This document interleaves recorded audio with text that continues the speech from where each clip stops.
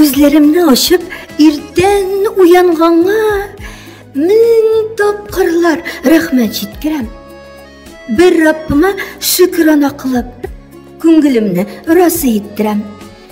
Кич ятканда теләк теләп ятсаң, шул теләгең иртән үтәлсә, ничек инде рәхмәт укымыйсың, күңел яраларын төзәлсә.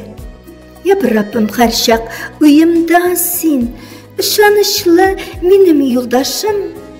Кайда йөрсәм, кайда булсам да мин, теләкләрдән тора юлбашым. Риза булганымны күрәсең син, барсын беләсең син, эй Раббым. Сиңа булган ихлас рәхмәтемне, хисләремне сибеп тараттым. Хисләремне сибеп тараттым. Автор Гөлнур Галимова.